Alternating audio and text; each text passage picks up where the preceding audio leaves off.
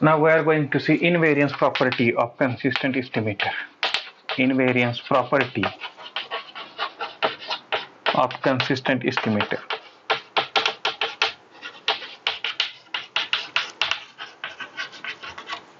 So what is invariance property of consistent estimator? If Tn is consistent estimator of theta, then phi Tn is consistent estimator of phi theta, provided phi is a continuous function. Phi is a continuous function. Phi may be linear or non-linear. So this is the important property of consistent estimator. To prove this, we use the definition of continuity. If phi is a continuous function, phi is a continuous function, then for given epsilon greater than 0, there exists delta greater than 0 such that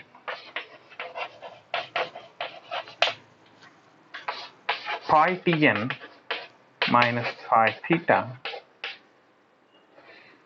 phi Tn minus phi theta greater than epsilon whenever Tn minus theta greater than delta. So by definition of continuous function, for given epsilon greater than 0, there exists delta such that this condition holds. So we have phi Tn minus phi theta greater than epsilon. This event is a subset of this event, because whenever this happens, then this happens. So this is unrestricted. So this is subset of this.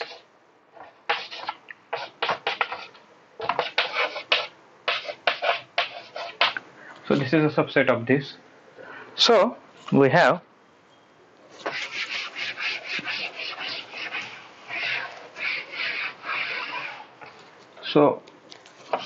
we know that if A is a subset of B, then probability of A less than or equal to B. We know that. So probability of mod phi Tn minus phi theta greater than epsilon is a less than or equal to probability of Tn minus theta greater than delta. So, but Tn is a consistent estimator of theta. So implies probability of Tn minus theta greater than delta tends to 0 as n tends to infinity. Therefore, as n tends to infinity, probability of phi Tn minus phi theta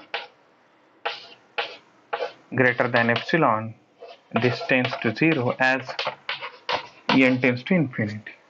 So implies phi Tn is a consistent estimator of phi theta.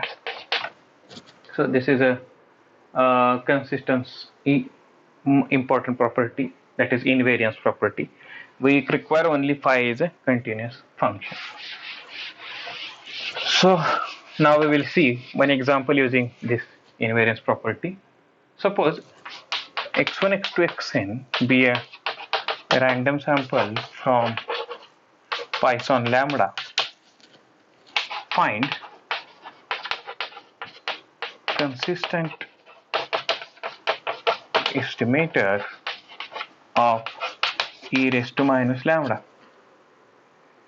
To find consistent estimator of e raised to minus lambda, consider. So we know that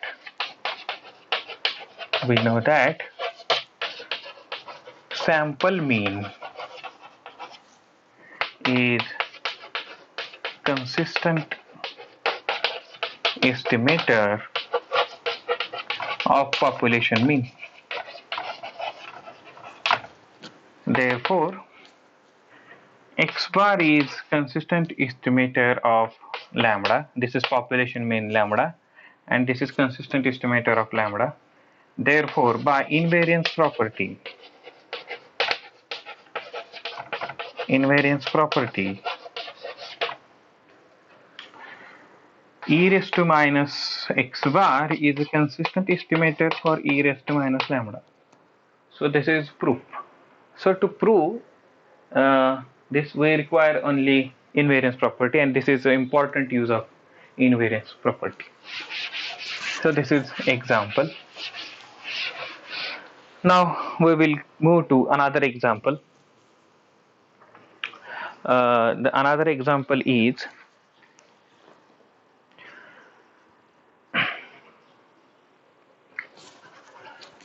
x1, x2, xn be a random sample from uniform 0 theta. Check consistency of x bar n and 2x bar n and x ordered n. So now we have to check consistency of both these estimators. So now we will check consistency. As we know that it is a uniform 0 theta. So we know the expected value of xi is equal to theta by 2. So expected value of 2x bar is equal to theta. Expected value of 2x is equal to theta. So expected value of x bar is equal to expected value of x1 plus x2 plus xn divided by n, and this is equal to expected value of 1 upon n expectation of summation xi, and this is equal to summation 2 theta upon n, and it is equal to expected value of xi is equal to theta by 2. So this n times theta by 2. So expected value of x bar is equal to theta by 2 implies expected value of 2x bar is equal to theta. So this is a unbiased estimator. So bias of x bar and theta is equal to 0 as it is unbiased estimator. Now 2x bar theta is 0. Now we will take variance of x bar. So variance of x bar is equal to variance of x1 plus x2 plus xn divided by n, which is equal to 1 upon n square summation of variance of xi. So 1 upon n square summation, this variance is theta square by 12, b minus a bracket square divided by 12. So this is equal to theta square divided by 12n, and this tends to 0 as n tends to infinity. So variance of x bar tends to 0 as n tends to infinity, and expected value of x bar is equal to theta. 2x bar is equal to theta. Expected value of 2x bar is equal to theta. So this is x bar is consistent estimator of theta. Now we will check consistency of x ordered n. So x ordered n consistency. So what is a PDF of x ordered n? Consider y is equal to x ordered n. So consider its survival function f bar y, probability that x ordered n. No, consider its distribution function fy is equal to y less than or equal to y. So probability that x ordered n less than or equal to y, that is all xi's, x ordered n, that is probability of maximum of x1 x2 xn less than or equal to y. So x1 less than or equal to y up to xn less than or equal to y. So we can take product. So probability of x1 less than or equal to y into probability of xn less than or equal to y. So this is y minus a minus y by theta raised to n, and y belongs to 0 to theta. So what is Fy is equal to n into y by theta, y raised to n minus 1 divided by theta raised to n, y between 0 to theta. So this is a distribution of y, and that is x ordered n. Now we will compute its expectation. Expected value of y is equal to 0 to theta. N is a constant, take outside, y into y raised to n minus 1 into theta raised to n into dy. So n into integration 0 to theta y raised to n divided by theta raised to n dy.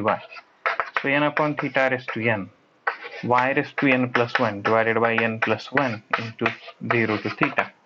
So what is it? So n upon n plus 1 into theta raised to n into theta raised to n plus 1. So n upon n plus 1 into theta. So now we can write n upon n plus 1 as 1 upon 1 plus n into theta. So as n tends to infinity, an,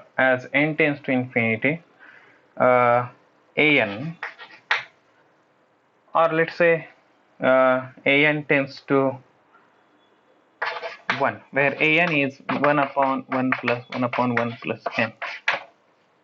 So this is tends to 0, or simply we can consider bias, or its bias. So bias of x ordered n comma theta is equal to n upon n plus 1 theta minus theta. So which is equal to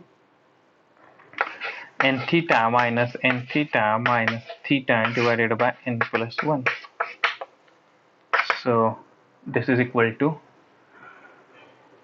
minus theta upon n plus 1. So it is negatively biased, and this tends to 0 as n tends to infinity.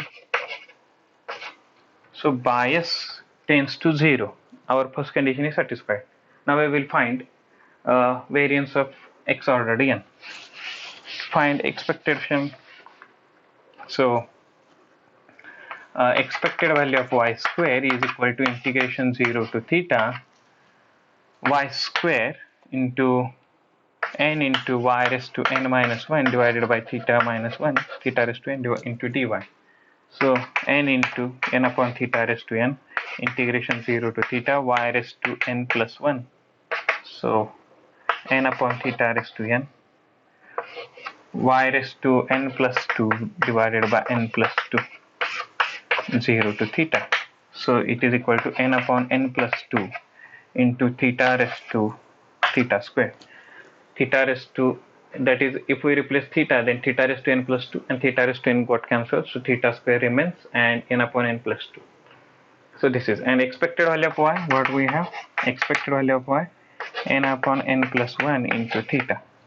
So variance of y is equal to expected value of y square minus expected value of y bracket square.